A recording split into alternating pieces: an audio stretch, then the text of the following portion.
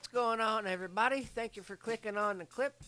We got a video. Basically, the power had gone out, the sump had shut off, so I figured it was a good opportunity to clean the sump because the power had come back on and I had to turn it on. And this particular tank, I need to actually kind of start.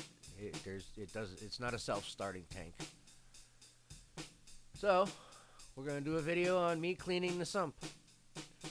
This thing hasn't been cleaned in probably a year, if not longer.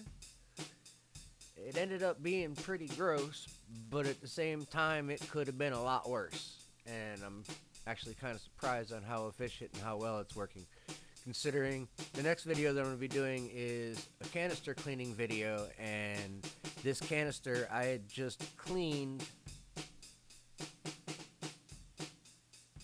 couple of months ago, not even, and it's already to the point that it's sucking air and not pumping very well. I actually had to get a secondary hang on the back filter to throw on there, and that thing is getting dirty pretty much. I'm spraying out the filters every couple of days.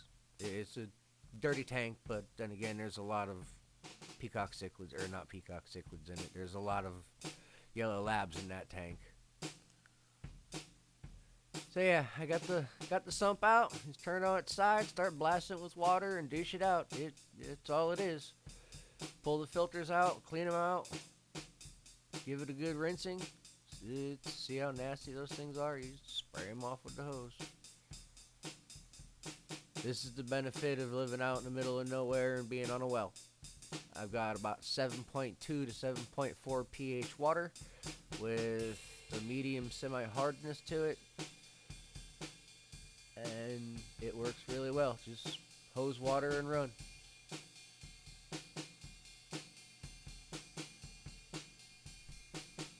If you're going to be cleaning your filters, you might as well clean them in your garden. So, yeah, marble slab is sitting in my garden, and all this fish water is feeding the plants. Probably some of the best stuff to do.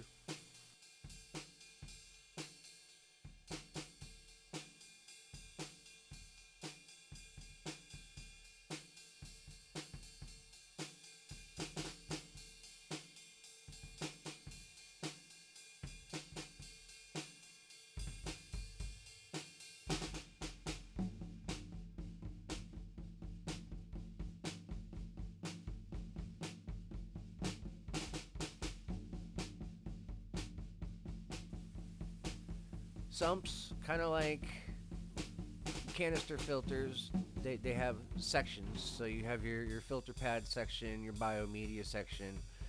Some sumps are broken off into multiple different compartments, and other ones are just layers. Canister filter is just a tube with layered baskets of media or foam or whatnot. This particular sump is extremely old. It's homemade.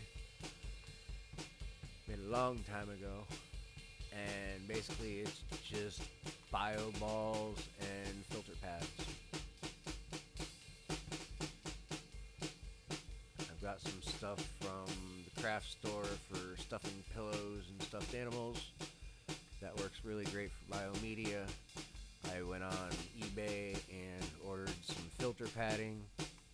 I'm not an Amazon fan, but I do use eBay extremely often. Just spray out the sump and run with it. As you'll see in the next video with the canister filter, you pretty much pull the baskets out, spray everything out, clean out the baskets, put it all back together, fill it with water. Same thing with the sump. Except you can actually see what's going on in a sump. It's not a sealed canister. I'm not a big fan of canister filters. These Sun ones that I have claim to be for a 90 gallon. They pump, in my opinion, about as much for a 10 gallon. Maybe a 20 gallon. Maybe. That's pushing. There's no pressure in these pumps at all. The sump, I just order however many gallon per hour pump I need. I think it's a 960 or 1020, 1020 gallons an hour. Put it inside the sump, run a hose up to the top. Big cycle.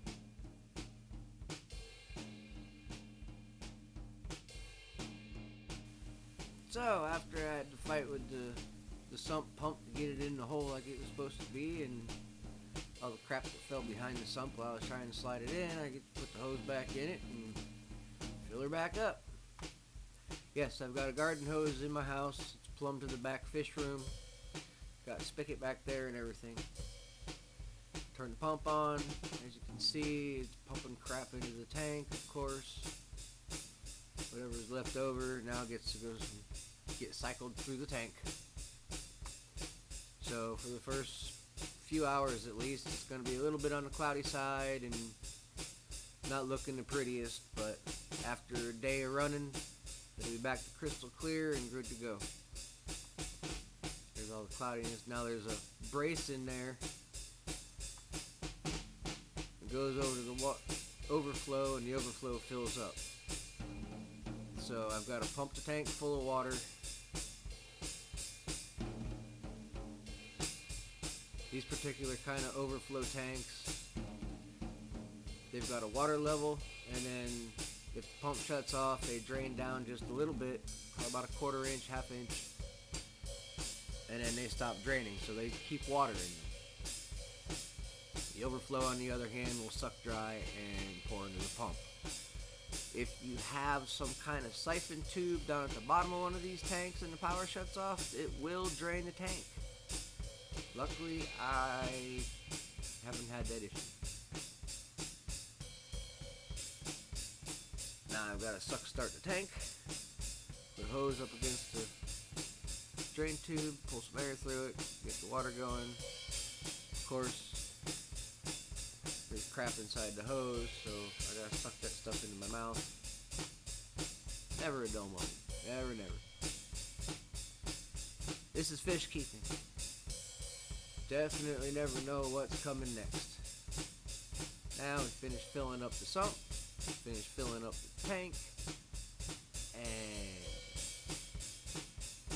we get to enjoy what it looks like afterwards. The fish are happy. I do need to do a water change on this tank eventually, here probably shortly soon.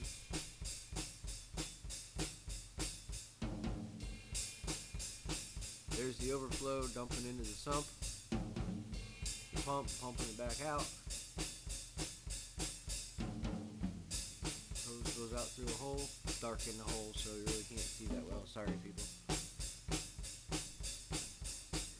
And that's pretty much a sump in a nutshell. Pull it out, hose it out, put it back in, turn it back on. Here's a 90 gallon in the stand that it's on. I built the stand. Got a mirror stainless top on the inside. I always had a different idea for the light, but it's full of Africans. Not particularly cichlids, but it's got umbunas and tropheus and synodontis catfish and feather fins and upside down catfish and some nice different African aquatic fish, freshwater tropicals. That's an old boy. He lost his stripes, lost his spots. That's a nice, pretty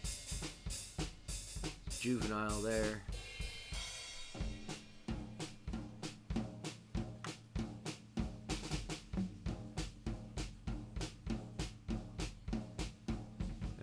Kind of search around and see all kinds of neat stuff. Synodontis cats. Thinking about putting some peacock males in here, but these guys, he's a mix between a yellow and a blue, and now he's got a translucent blue with a yellow base. Real pretty. I think I'm going to section them out and try and breed them off to get a new color.